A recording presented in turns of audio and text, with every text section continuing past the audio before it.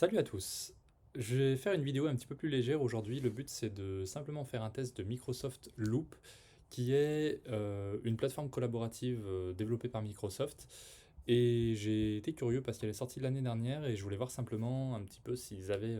j'ai cru voir de loin que ça ressemblait fortement à des plateformes comme Notion. Je me suis dit que c'était intéressant de faire une vidéo un peu découverte sans forcément avoir d'objectif précis. Simplement pour voir ce qu'ils peuvent proposer et voir si on peut remplacer Notion par ça, ou s'il n'y a pas forcément une grosse valeur ajoutée. Donc je découvre avec vous, pardon, c'est-à-dire que j'ai jamais vu l'application avant. Ici, quand on arrive, donc quand on se connecte, on arrive sur cette page-là, avec, j'imagine qu'on a les différents espaces de travail qui vont s'aligner un petit peu à l'instar de Notion là-dessus. Et le bouton créer ici m'appelle, donc on va tester tout de suite ensemble de créer. Alors on peut créer soit une page, soit un lien, soit un fichier. On va commencer par créer par exemple une page, tout simplement.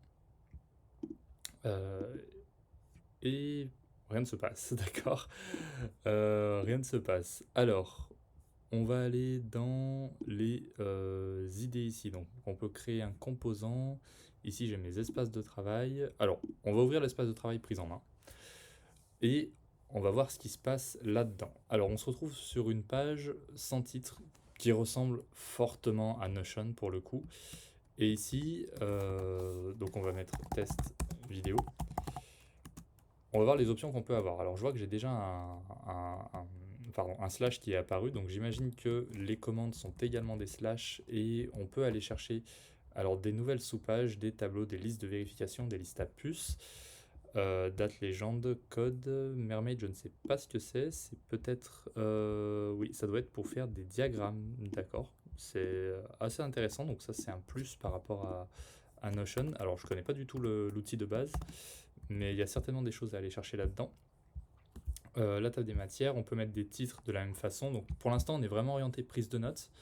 C'est-à-dire que j'imagine qu'on peut faire des listes déroulantes, une table des matières, titre réductible, voilà par exemple ici, avec mon premier titre dans lequel je vais pouvoir insérer différents éléments et je vais pouvoir comme ça réduire mon titre ou le dérouler, ce qui est très pratique dans le cadre de création de wiki notamment.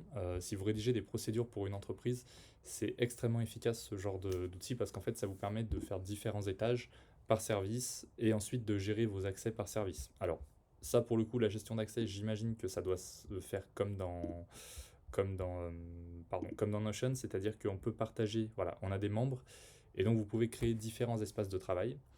Et en fonction de vos services, vous allez faire accéder à différentes procédures les personnes qui sont affectées simplement. Si je prends un exemple qu'on a souvent, c'est que ben, pour tout ce qui est comptabilité RH, souvent tout le monde n'a pas accès à ça. Donc ça va être par exemple le gérant plus les personnes concernées.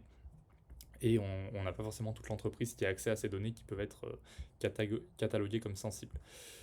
Je tergiverse un peu. Donc, si je reviens ici à mon test, alors je peux ajouter des titres. J'ai vu que je pouvais ajouter aussi des tableaux. Donc ça, j'imagine que c'est simplement des tableaux qu'on peut insérer de cette façon-là.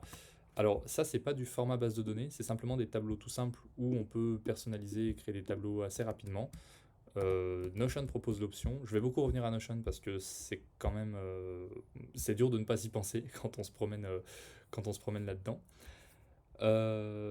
Ici, par exemple, je peux créer également des tableaux Kanban. Alors, un gros plus, moi, je trouve, par rapport à Notion, et c'est là où il faut voir si les options proposées sont les mêmes et si on peut arriver à avoir une compatibilité, c'est que visuellement, il y a eu un énorme effort fait de la part de Microsoft. Donc, on peut voir ici qu'on a le à faire, tout est modifiable automatiquement. On glisse directement dans une colonne différente. Honnêtement, ils ont fait un très très bon travail d'un point de vue visuel. Ce qui est assez intéressant et ce qui est selon moi la grosse limite de Notion, mais qui est un parti pris en soi, c'est-à-dire de ne pas forcément de pas forcément tout mettre sur le visuel et d'avoir quelque chose d'extrêmement minimaliste. Alors, je sais pas ce que j'ai fait ici, donc si je retourne ici dans mon dièse, j'aimerais explorer la partie base de données. Alors on voit qu'on a des connexions avec Jira, avec Trello, mais surtout, et là je pense que ça peut être extrêmement intéressant, c'est les connexions notamment avec le planificateur.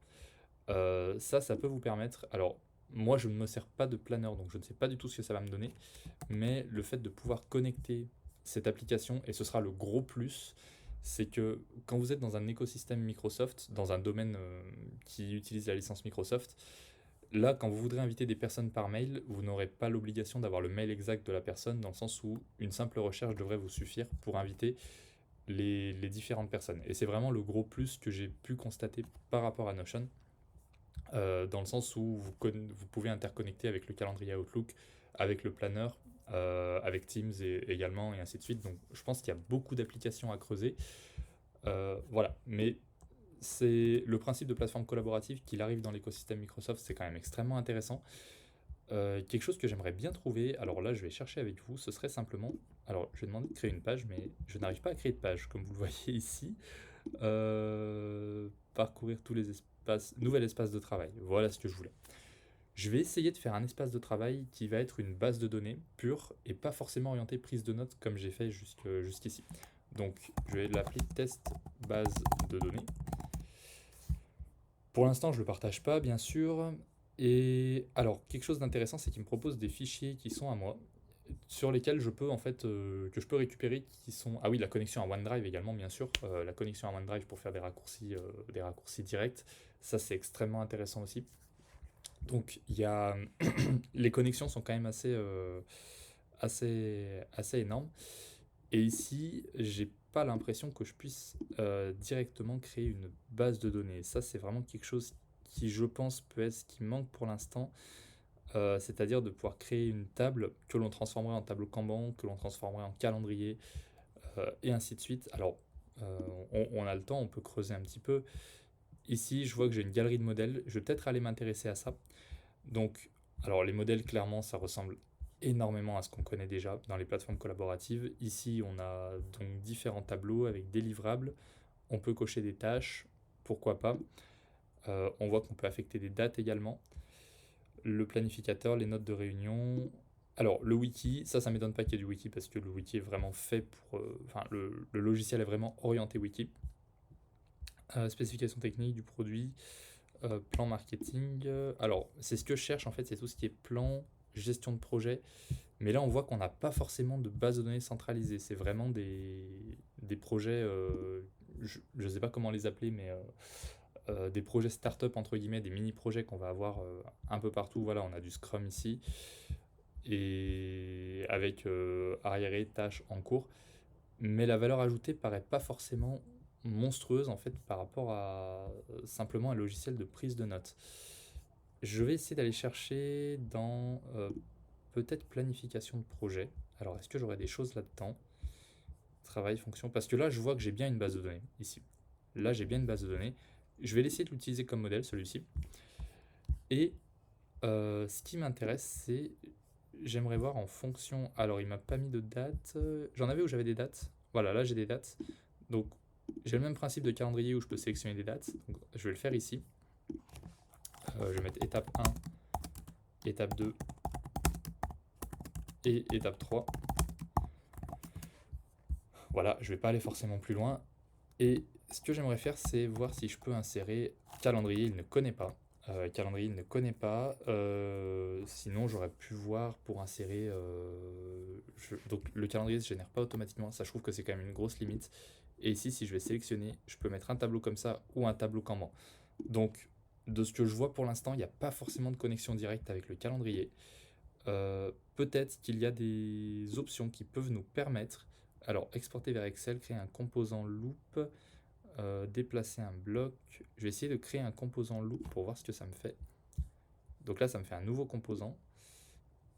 Et ah oui, d'accord. En fait, ce composant, je peux simplement le transférer à quelqu'un et il aura accès uniquement à cette partie-là. Ça, c'est très intéressant. Ça vous permet comme ça, si vous avez beaucoup de notes et vous voulez juste transférer une partie, de créer un composant et de l'envoyer par mail. Et ça vous permet comme ça d'avoir... voilà, on peut mettre des accès aussi directement. Mais j'ai l'impression que la manipulation de base de données est un petit peu limitée. Je pense simplement que c'était pas l'objectif.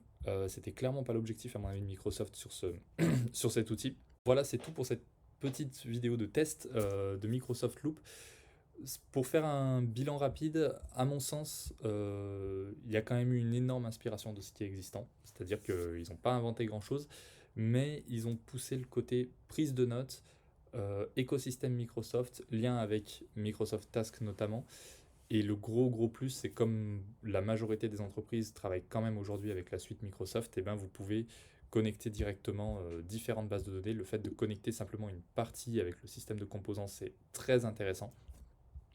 Mais aujourd'hui, pour moi, le gros point noir, c'est la gestion de bases de données qui semble pas forcément évidente. Donc, si jamais vous savez comment faire, n'hésitez pas à me le partager en commentaire. Ça m'intéresse vraiment de développer ça, dans le sens où je pense que si on peut trouver une base de données avec le tableau, le système Kanban, le calendrier, tout qui se met à jour, on arrivera pour moi au niveau des bases de données actuelles.